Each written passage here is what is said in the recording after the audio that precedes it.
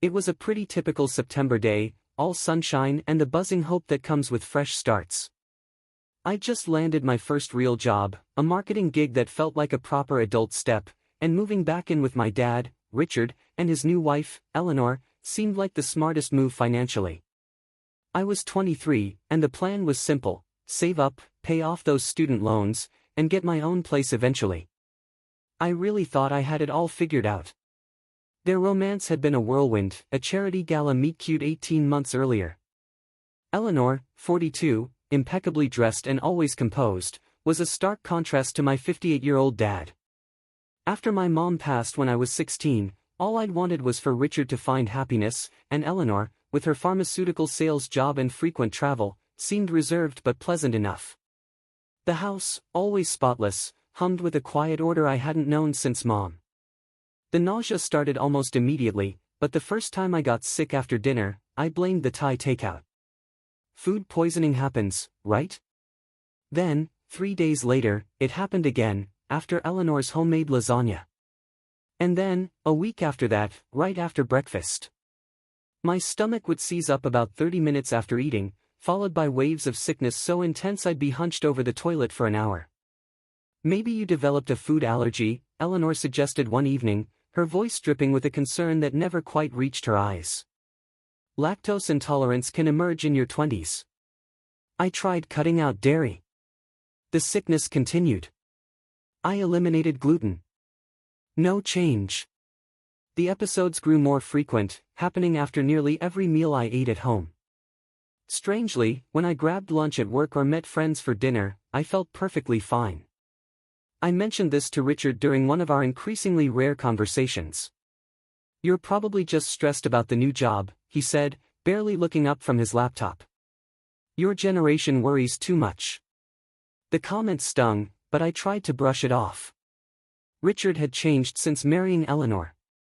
He'd always been a bit gruff, focused on work, but we'd had our moments: Sunday morning pancakes, bad jokes, genuine interest in my life. Now, he felt distant, distracted. Eleanor had somehow positioned herself as the gatekeeper to his attention, leaving me feeling like an outsider. By November, I'd lost 15 pounds. My clothes hung loose, dark circles shadowed my eyes, and my hair had started falling out in alarming clumps.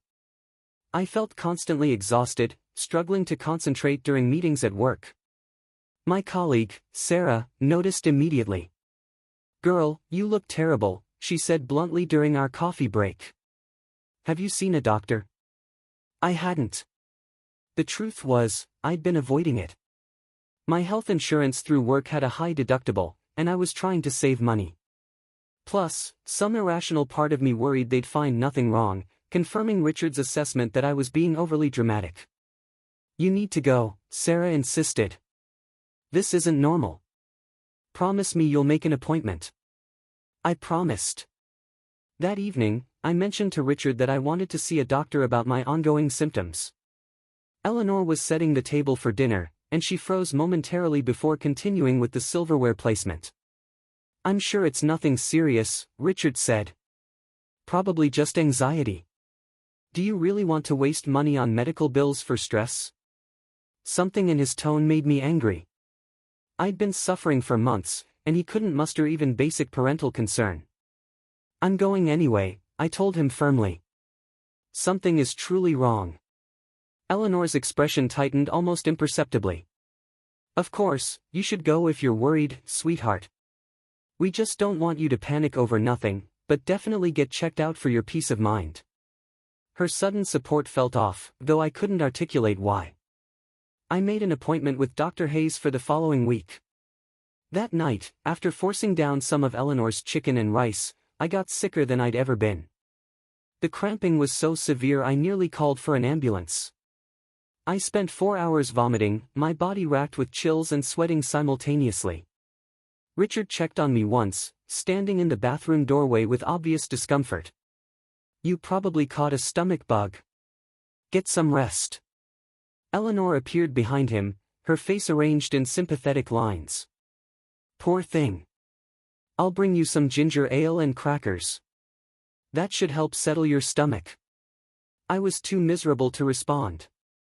She returned 15 minutes later with a tray containing the promised items, plus 2 white pills. Just some Pepto, she explained. It'll help with the sickness. I took them without thinking, desperate for any relief. Within 20 minutes, I was vomiting again, this time with streaks of blood mixed in. Panic flooded through me. I stumbled out of the bathroom to find Richard, but he'd already gone to bed. Eleanor was still awake, reading in the living room. "There's blood," I managed to gasp. "I'm throwing up blood." She looked up calmly. "Sometimes violent vomiting can cause small tears in your esophagus. It's probably nothing to worry about, but mention it to your doctor next week." Her composure struck me as strange. Shouldn't she be more alarmed? But I was too weak to analyze it further. I crawled into bed and prayed I'd make it to morning. The next day, I called in sick to work. Eleanor had already left for a business trip, and Richard was at his office. I lay in bed researching my symptoms online, which led me down increasingly terrifying rabbit holes. Cancer, Crohn's disease, ulcers, autoimmune disorders. Everything seemed possible, and nothing quite fit. Sarah texted around lunchtime. "How are you feeling?" "Worse," I replied. "Threw up blood last night." Her response was immediate. "Go to the ER right now." "I'm not joking. That's serious." She was right. I knew she was right. But I felt so drained, so foggy-headed that making decisions seemed impossible. Instead, I compromised. I'd wait until my scheduled appointment with Dr. Hayes in 5 days. If things got worse before then, I'd go to the emergency room. Eleanor returned from her trip 2 days later, and the sickness escalated dramatically. Every meal made me violently ill, sometimes within 15 minutes of eating. I started keeping crackers and protein bars in my bedroom, eating them secretly rather than joining Richard and Eleanor for regular meals. Even those made me queasy, but less severely than the family dinners. "You're being antisocial," Richard complained when I skipped dinner 3 nights in a row. "Eleanor goes to all this trouble to cook, and you can't even be bothered to sit with us." "I can't keep food down," I protested weakly. "I'm seeing Dr. Hayes tomorrow. Hopefully, she can figure out what's wrong." Richard's expression softened slightly. "Fine, but this better not be some eating disorder thing. Your mother struggled with that in college." The comment felt like a slap. Mom had been open about her history with anorexia, something she'd overcome through years of therapy. Suggesting I was following in those footsteps when I was clearly suffering from a genuine physical illness showed how little he understood or cared about what I was experiencing. Dr. Hayes took my symptoms seriously from the moment I walked into her office. She asked detailed questions, performed a physical exam, and immediately ordered comprehensive blood work along with several other tests.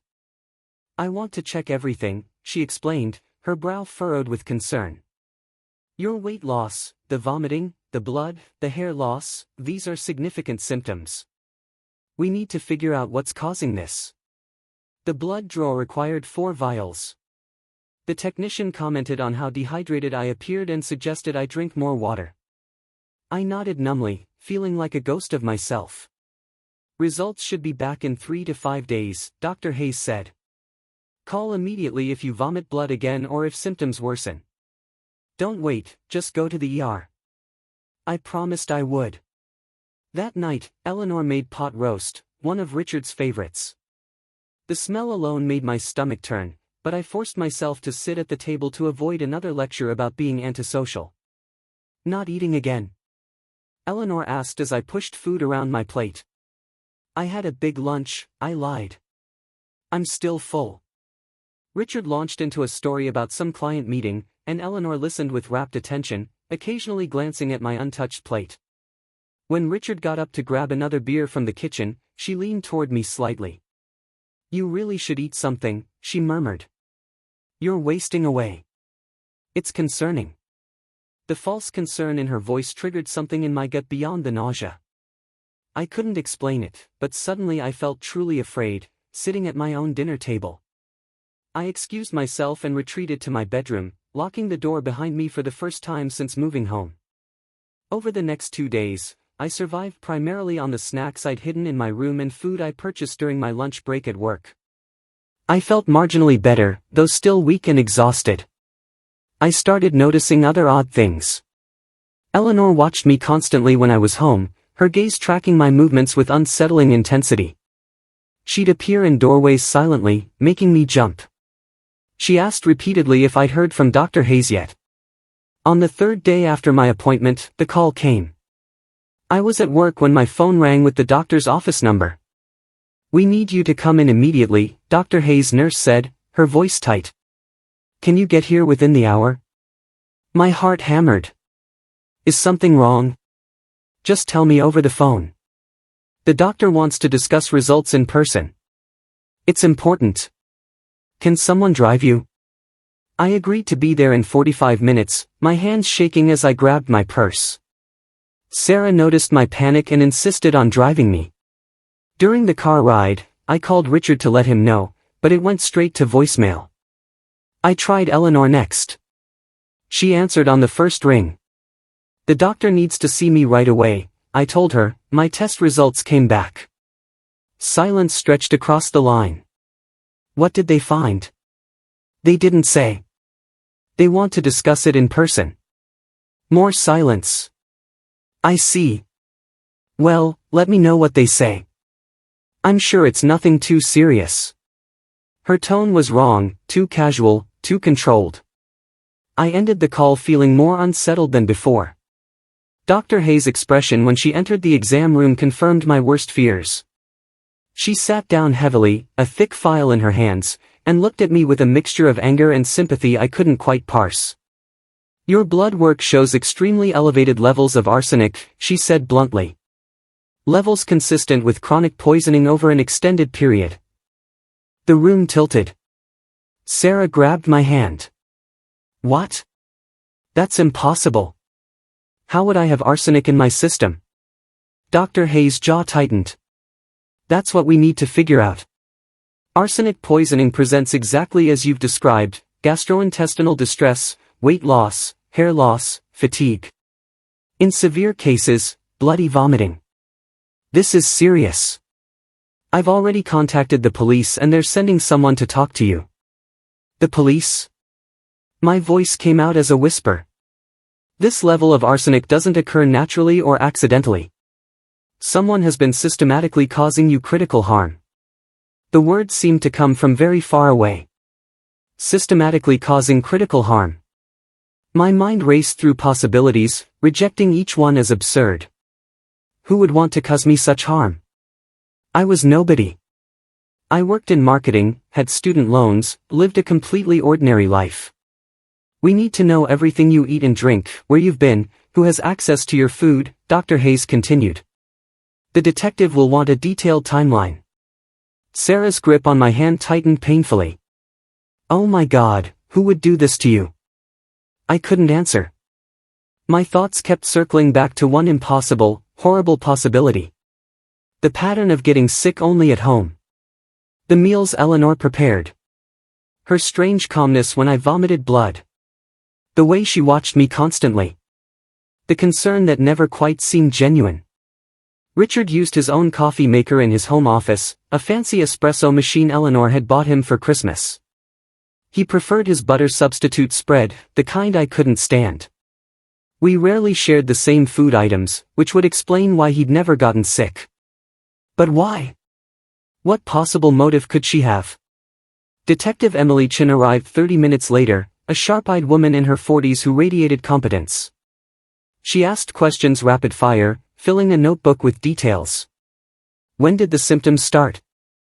Who lived in my house? Did I have any enemies? Had I recently inherited money or property? Was I involved in any disputes? No to everything. I was just a recent college grad trying to start my career. The only significant change in my life had been moving home after graduation. Walk me through a typical day, Detective Chin instructed. Every meal, every drink, every person you interact with. I described my routine: breakfast at home before work, lunch out or packed from home, dinner at home, coffee in the morning, water throughout the day. The only people with regular access to my food were Richard and Eleanor. And your stepmother prepares most meals? I nodded slowly. She does the cooking. Dad can barely make toast. Detective Chen's expression sharpened. Has she been hostile toward you? Any conflicts or arguments? No, I said, then reconsidered. Not overtly. She's always been polite but distant. Since I moved back home, she seemed tense, like she resents my presence but won't say so directly. Any recent changes in household finances, life insurance policies, inheritance situations? I shook my head, then stopped. Wait, my grandmother passed away last year. She left me her house in Seattle. It's been rented out, but I inherit fully when I turn 25. That's in about 2 years. The detective's pen moved rapidly across her notebook. Property value around $600,000, I think. Maybe more now. It's in a good neighborhood. And if something happened to you before you turn 25, who inherits then? The question hung in the air like poison gas. It would go to my dad. He's my only immediate family. Detective Chen and Dr. Hayes exchanged loaded glances. The implication crystallized with horrible clarity. If I died before 25, Richard would inherit Grandma's property. And as Richard's wife, Eleanor would benefit directly from that inheritance. I need to go to your house, Detective Chen said, standing abruptly. Right now. Don't call ahead. Don't warn anyone. We're coming. Dr. Hayes is admitting you to the hospital immediately for treatment and observation. You're not going back to that house until we determine it's safe. Everything happened quickly after that. Sarah called my work to explain I'd had a medical emergency. Dr. Hayes arranged for my hospital admission and started me on chelation therapy to remove the arsenic from my system. Detective Chen left for my house with 2 uniformed officers. I sat in the hospital room 2 hours later, and 4 drip in my arm, when my phone exploded with calls. Richard, over and over. Then, Eleanor. I let them all go to voicemail, following Detective Chen's instructions. Finally, the detective called me. We've secured your residence and collected extensive evidence. Your stepmother is being questioned downtown. I need you to know something. We found arsenic trioxide hidden in her bathroom, concealed inside a vitamin bottle. We're testing all food items in the kitchen, particularly anything you would have consumed regularly. My stomach lurched despite the anti-nausea medication. It was really her. The evidence strongly suggests it. We're also discovering a financial motive beyond the inheritance. Your stepmother has significant gambling debts, approximately $200,000. We found documentation of loans from questionable sources. She needed money desperately. But systematically causing my critical illness? That's insane. Detective Chen's voice carried through the phone. People do terrible things when they're desperate. She likely calculated that your demise would look natural given your ongoing illness. Young people die from undiagnosed conditions sometimes. Once you were gone, your father would inherit the Seattle property, and she'd pressure him to sell it to pay her debts. I felt numb. Does my dad know? What did he say? He's being questioned separately. Based on initial interviews, we don't believe he was aware of the poisoning. He seems genuinely shocked. Seemed past tense, like he might not actually be shocked, just performing shock convincingly. I thought about all the times I told him how sick I was, how he dismissed my symptoms as drama or stress or sensitivity. Had he truly been that oblivious? Or had he chosen willful ignorance because acknowledging the truth would require action? Over the following week, the full picture emerged through detective work and Eleanor's eventual confession. The hospital became my temporary sanctuary, a place where every meal was guaranteed safe and every symptom was taken seriously. Nurses checked on me hourly, and Dr. Hayes visited twice daily to monitor my progress. The chelation therapy made me feel worse before I felt better, pulling the poison from my tissues and forcing my kidneys to process the toxic aftermath. Sarah brought me clothes and toiletries, practical items I hadn't thought to grab during the chaos. She also brought gossip from work, Normal everyday drama that felt surreal given my circumstances. Someone had microwaved fish in the break room. Our boss had gotten a terrible haircut. The new intern kept pronouncing niches as niche. Mundane details that anchored me to regular life. Everyone at the office is asking about you, she told me during one visit. I haven't told them the real reason you're here. Just said you had a serious medical issue that's being treated. I appreciated the discretion. The idea of coworkers knowing someone had tried to end my life felt mortifying, like I'd failed some basic test of self-preservation. How do you admit you lived with the person who systematically tried to end your life for months without noticing? Detective Chen visited regularly with updates. They'd searched Eleanor's car and found receipts from a medical supply company 3 cities over, purchased under a fake name. She'd been careful, planning this for longer than anyone initially realized. The notebook they'd found wasn't just recent entries, but dated back almost to my move-in date. She started researching arsenic poisoning the week after you mentioned the inheritance, Chen explained, showing me printed screenshots of Eleanor's search history. She visited forums about undetectable ways to cause critical harm, read medical journals about heavy metal toxicity, even joined online communities discussing true crime cases where such acts were carried out. The premeditation was staggering. This wasn't an impulsive act or a moment of desperation. Eleanor had methodically planned my demise over months, studying and preparing like it was a professional project.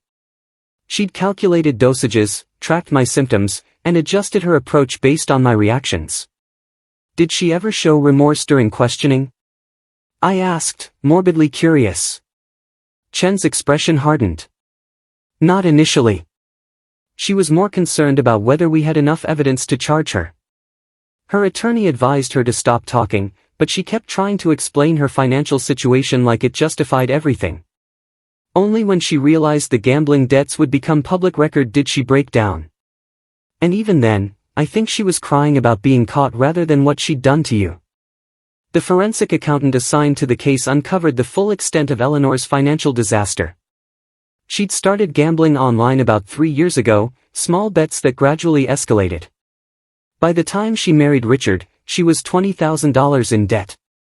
The marriage itself had been strategic, targeting a widower with assets and a steady income. Richard's consulting business was successful, and he'd been an easy mark, lonely and eager for companionship. She'd managed to hide the gambling from him completely, separate bank accounts, a job that required frequent travel, providing cover for casino trips, and creditors who accepted partial payments just often enough to avoid legal action. But the debts kept mounting. By the time I moved home, she owed nearly $200,000 to various sources, some of them legitimate financial institutions and others significantly less savory. We found emails from a loan shark threatening physical harm if she didn't pay, Chen revealed. She had 60 days to come up with $50,000 or face consequences. That timeline corresponds with when the poisoning escalated, when you started getting sicker more frequently. The desperation made a twisted kind of sense. Eleanor had painted herself into a corner with no legitimate escape. Richard's income covered household expenses, but not massive gambling debts. Divorce wouldn't help since they hadn't been married long enough for her to claim significant assets. My demise and the subsequent inheritance had represented her only viable solution. What about Dad? I asked. You're certain he didn't know? Chen hesitated. We found no evidence he was aware of either the poisoning or the debts.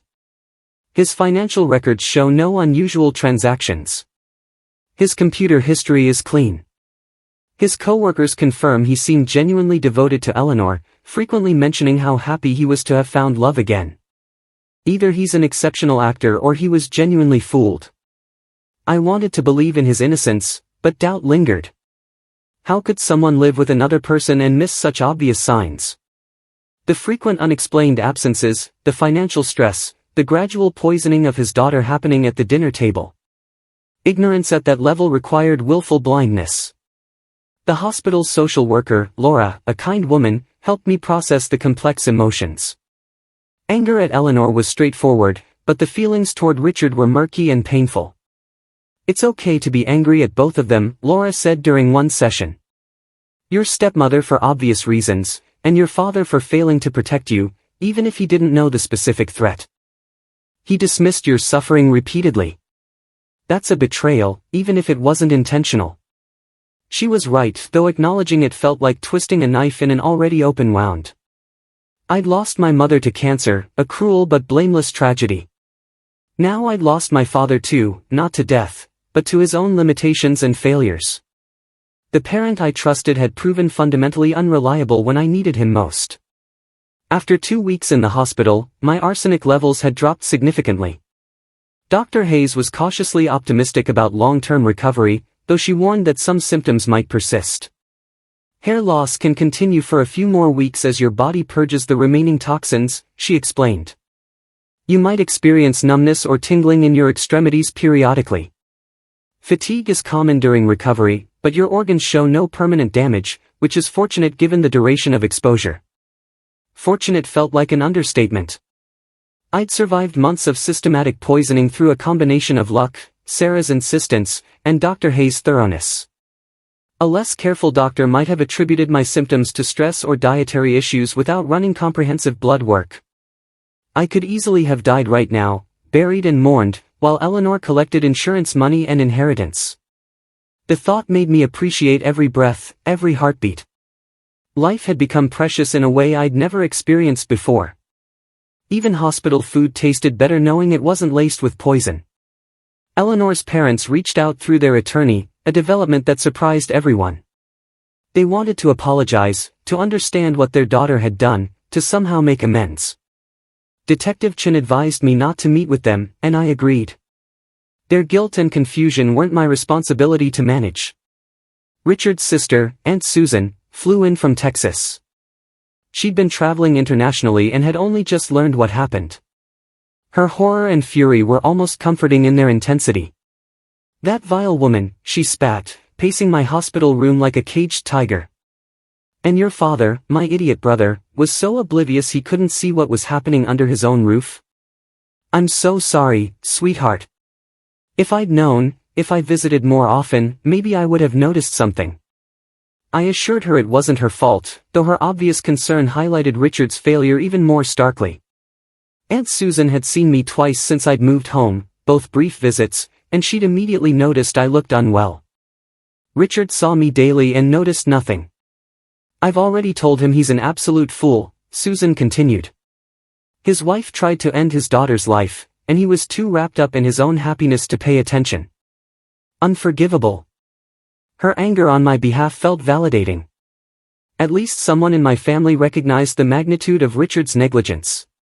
She stayed for 3 days, bringing flowers and books, sitting with me during chelation treatments, and providing a buffer against Richard's attempts to visit more frequently. You don't have to see him until you're ready, she told me firmly. He can wait. He's made you wait for his attention your entire life. Apparently, the comment stung because it was true. Richard had always been present physically, but often absent emotionally, focused on work or hobbies, or now, Eleanor. I'd accepted it as normal, the way fathers were. Only now could I see how much I'd craved and lacked genuine parental engagement. Eleanor had started small, adding tiny amounts of arsenic to my food shortly after I moved home and casually mentioned Grandma's inheritance during a conversation. The doses were calculated to make me sick but not cause immediate demise. A slow poisoning designed to look like a wasting disease. She planned to gradually increase the dosage until my organs failed. Young woman, recent graduate, history of stress, unexplained illness, tragic early demise. It would have worked if I hadn't finally seen Dr. Hayes. And if the doctor hadn't been thorough enough to run the comprehensive blood panel. The vitamin bottle in her bathroom contained pharmaceutical-grade arsenic trioxide, which she'd taken from a hospital storage facility during one of her sales calls months earlier. Security footage confirmed her presence near the restricted area on the relevant date. She'd researched symptoms, dosages, and detection methods extensively. Her internet search history was damning. How much arsenic is critical? Symptoms of arsenic poisoning. Can blood tests detect arsenic? How long does arsenic stay in system? She'd kept a notebook documenting each dose administered, disguised as a food diary. The entries were chilling in their clinical detachment. Added 25 milligrams to morning coffee, 30 milligrams in pasta sauce, increased evening dose to 35 milligrams, subject showing increased symptoms. Subject. She'd called me subject, like I was a lab experiment rather than a human being she saw every day. The preliminary tests on kitchen items found arsenic contamination in the coffee canister I used exclusively, the communal sugar bowl, and the butter dish. Basically, anything I might consume during meals at home. The snacks I'd hidden in my bedroom tested clean, which explained why I'd felt marginally better when eating those exclusively. Richard visited me in the hospital 3 days into my admission. He looked like he'd aged a decade, his face gray and haggard. He stood in the doorway uncertainly until I gestured him inside. "I didn't know," he said immediately. "You have to believe me." I had no idea what she was doing. I wanted to believe him. Part of me did believe him. But another part, the part that remembered his dismissiveness and irritation at my illness, couldn't fully accept his ignorance. "You didn't want to know," I said quietly. "I told you how sick I was. I told you something was really wrong. And you called me dramatic. You said I was being sensitive." His face crumpled. "I know. God, I know. I was so focused on work, on trying to make her happy. I wasn't paying attention. I failed you completely. She was slowly ending my life, Richard. Right in front of you, she was slowly ending my life, and you couldn't be bothered to notice." He sank into the visitor's chair, tears streaming down his face. "I'm sorry. I'm so sorry. If you had died, I could never have forgiven myself." We sat in silence for a long time. I wanted to rage at him, to scream about his neglect and blindness, but I was too tired.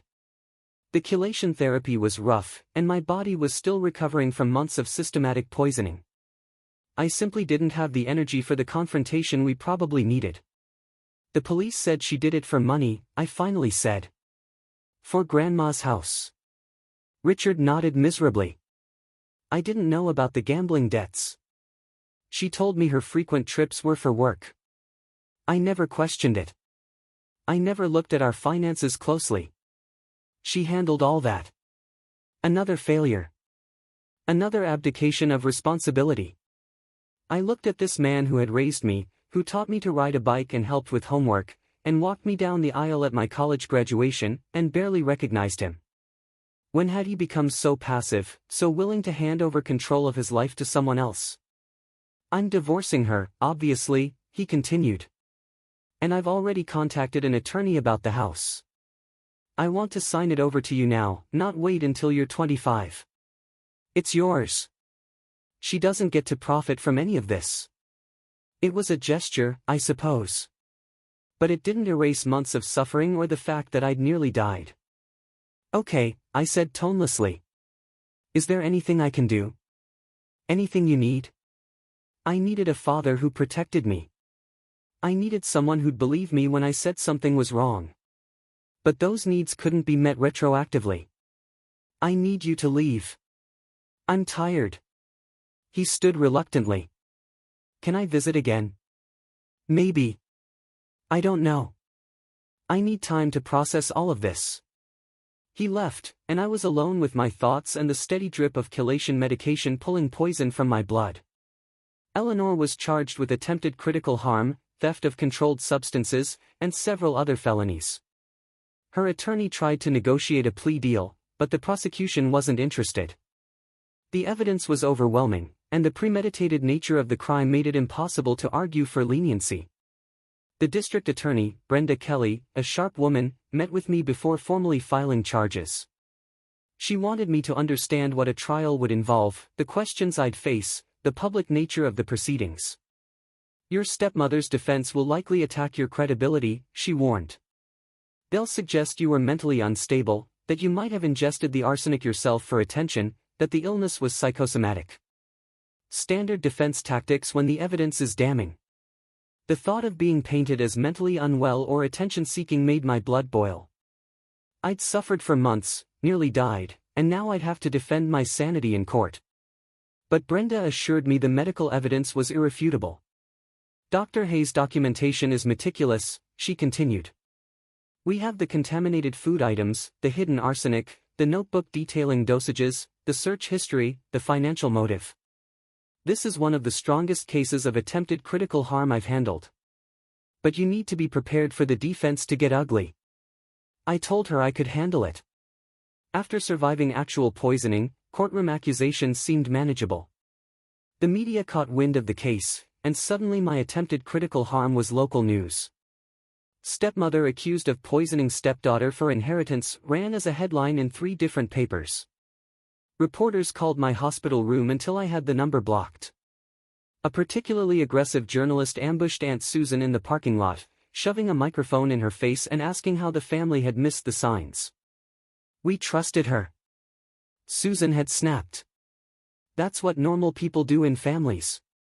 They trust each other. We didn't know we were living with a sociopath. The clip went viral locally. Aunt Susan became a minor celebrity, her righteous anger resonating with viewers. She hated the attention but appreciated that it shifted public sympathy firmly to my side. Richard, meanwhile, had become a recluse. According to Susan, he'd taken leave from his consulting work and barely left the house. Friends had stopped calling after the news broke, uncomfortable with the association. His marriage to a woman accused of such a heinous act had made him a pariah in certain social circles. Part of me felt sorry for him. A smaller part thought he deserved the isolation. He'd chosen Eleanor, dismissed my suffering, and prioritized his own comfort over my survival. Consequences seemed appropriate. Detective Chin kept me updated on the investigation's progress. They interviewed Eleanor's coworkers, friends, and family members. A pattern emerged of someone charming on the surface, but calculating underneath. Multiple acquaintances described her as obsessed with wealth and status, constantly comparing herself to others and expressing resentment toward people she perceived as having undeserved advantages. One of her former colleagues said Eleanor once joked about how easy it would be to poison someone with certain pharmaceuticals, Chin told me. At the time, everyone laughed it off as dark humor. Now it seems like she was testing the waters, seeing how people would react. The revelation made my skin crawl. Eleanor had been contemplating causing someone's demise, potentially for years, waiting for the right opportunity and victim. I'd simply been unlucky enough to present both motive and access. They also discovered she'd taken out a life insurance policy on me without my knowledge, forging my signature on the application. The policy was for $250,000 with Richard as the beneficiary. She'd made 3 monthly payments before the poisoning intensified, suggesting she'd planned to collect once I died. The insurance fraud adds another charge, Chin explained. She's looking at potentially 30 years, even with a plea deal, which she won't get because the DA wants to make an example of this case. 30 years. Eleanor would be in her 70s when released. Her entire middle age spent in prison. The gambling debts that had motivated everything would remain unpaid, a financial disaster compounded by legal fees for her defense. I tried to feel satisfaction, but mostly felt numb. Justice was being served, but it didn't erase the months of agony or restore my sense of safety. Punishment for the guilty didn't automatically heal the victim. Physical therapy became part of my recovery routine. The arsenic had caused some nerve damage in my hands and feet, resulting in weakness and occasional numbness. A therapist named David worked with me daily, helping rebuild strength and sensation. Nerve regeneration is slow but possible, he encouraged during one particularly frustrating session. You're young and otherwise healthy. Your body will heal, but you have to be patient with the process. Patience had never been my strong suit, and months of poisoning had depleted my reserves even further. I wanted immediate recovery, instant return to normal. Instead, I struggled with simple tasks like buttoning shirts or walking without stumbling. This is part of what she took from you, Laura, the social worker, observed. Not just the time you were sick, but the recovery period afterward. The trauma compounds the physical damage. She was helping me process the psychological impact through regular counseling sessions. We talked about trust issues, hypervigilance around food, anger at Richard, fear of future relationships. The attempted critical harm had fractured my worldview in ways I was only beginning to understand. You experienced betrayal on multiple levels, Laura explained. Your stepmother's actions, your father's negligence, your own body failing you. That's a lot of foundational trust to rebuild. The work was exhausting, pulling apart assumptions I'd held about safety and family and home, but it was necessary. I couldn't move forward while dragging the full weight of trauma behind me. The trial took place 8 months after my hospitalization. I'd moved into Grandma's Seattle house by then, putting 3 states between myself and Richard. We talked occasionally, stilted conversations that never quite addressed the fundamental breach in our relationship. He'd started therapy, he told me, working on understanding how he'd become so disconnected from reality. I attended every day of the trial, watching as prosecutors laid out the methodical nature of Eleanor's plot to end my life. Expert witnesses testified about arsenic poisoning, its symptoms, and lethality. Dr. Hayes described my condition when I'd first come to her office. Detective Chen walked the jury through the investigation and evidence collection. Eleanor sat impassively through most of it, her composure finally cracking only when they played recordings of her police interviews. Hearing her own voice describe the poisoning in clinical detail, explaining her rationale and planning, seemed to break through whatever dissociative barrier she'd constructed. The jury deliberated for less than 4 hours. Guilty on all counts. During sentencing, the judge's words stayed with me.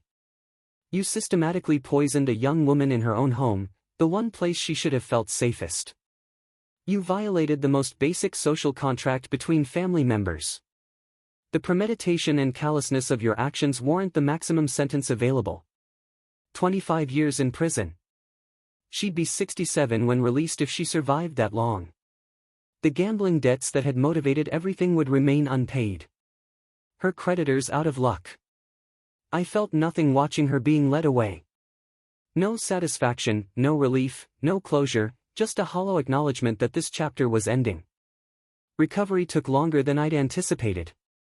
The physical effects of arsenic poisoning gradually improved with treatment, but the psychological impact lingered. I startled at loud noises, struggled with trust, and had nightmares about being trapped and helpless. Therapy helped, slowly rebuilding my sense of security. Sarah visited regularly, making the trek from our hometown to Seattle every few weeks. She'd become my closest friend through all of this, the person who'd insisted I see a doctor when my own father couldn't be bothered. I owed her my life in a very real sense. How are you doing? Actually doing, not the polite answer, she asked during one visit, settling onto my couch with tea. I considered the question seriously. Better? Some days are harder than others. I'm still processing the fact that someone wanted me gone enough to try to take my life over money. She didn't hate you, Sarah said thoughtfully.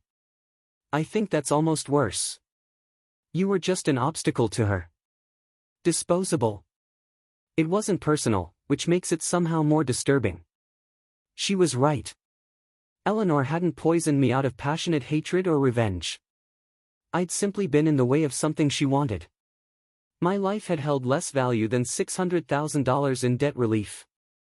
Richard called on my 25th birthday.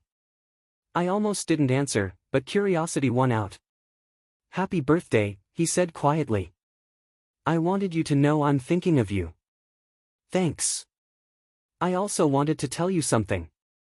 I've been working with a therapist on understanding how I failed you so completely. She helped me see that I'd been emotionally checked out since your mother died. I replaced genuine grief and healing with distractions, and ultimately, with Eleanor. I let her become my entire focus because it was easier than dealing with real emotions.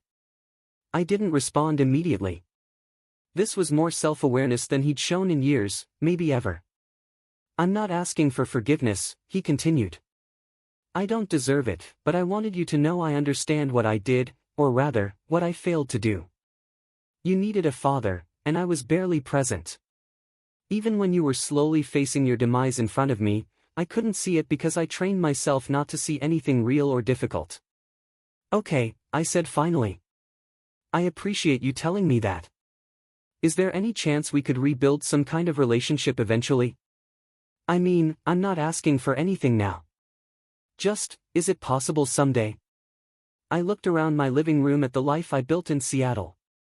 I had a new job at a great company, friends who actually cared about me, a therapist who was helping me process trauma. I'd survived a systematic plot against my life and come out the other side stronger. Maybe, I told him honestly, but it'll take time, a lot of time. And I need you to understand that our relationship will never be what it was. That person, the daughter who trusted you completely, she doesn't exist anymore. I understand. Whatever you're willing to give, I'll accept. We talked for a few more minutes before ending the call. I felt lighter somehow, like acknowledging the damage honestly had released some pressure I'd been carrying. 3 years have passed since Eleanor's conviction. I still live in Seattle, thriving in ways I never could have imagined during those dark months of illness. The house Grandma left me has appreciated significantly in value, but I have no intention of selling. It represents survival and independence, a foundation she built that ultimately saved my life.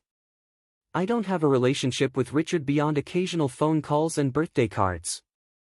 Maybe that'll change eventually, or maybe it won't. I'm okay with either outcome. Some bridges, once burned, can't be fully rebuilt. You can construct something new in their place, but it'll never quite be the same. The physical scars from arsenic poisoning have mostly faded. My hair grew back thicker than before, and I've regained the weight I lost, plus a little extra muscle from regular gym sessions. Dr. Hayes monitors my blood work annually to ensure no lasting organ damage, but so far, everything looks good. The psychological scars remain. I'm careful about food preparation, hyper-aware of who has access to what I eat and drink. I've had exactly 2 serious relationships since the poisoning, both ending when my trust issues became too much to overcome. My therapist assures me this is normal, that healing isn't linear, and that I'm making progress even when it doesn't feel that way. Sometimes I wonder what would have happened if Sarah hadn't insisted I see a doctor. How much longer would Eleanor have continued poisoning me? Would I have died believing I had some rare undiagnosed illness? Would Richard have mourned me genuinely, never knowing his wife had caused his daughter's demise? The thought makes me nauseous even now. I came so close to becoming a statistic, a tragic story people would have discussed briefly before moving on with their lives. Young woman, mysterious illness. How sad. What a shame. Instead, I'm here, alive, thriving, building a future that belongs entirely to me. Eleanor took months of my life and nearly took all of it. But she didn't win. I survived her methodical attempts to end my existence, and I built something beautiful from the wreckage. That's the revenge, I suppose. Not that she's in prison, though there's some satisfaction in that. The real payback is living fully and well, refusing to let her actions define or limit me. She wanted me gone, erased, conveniently out of the way. What's one unexpected thing that has fundamentally changed the way you view the world?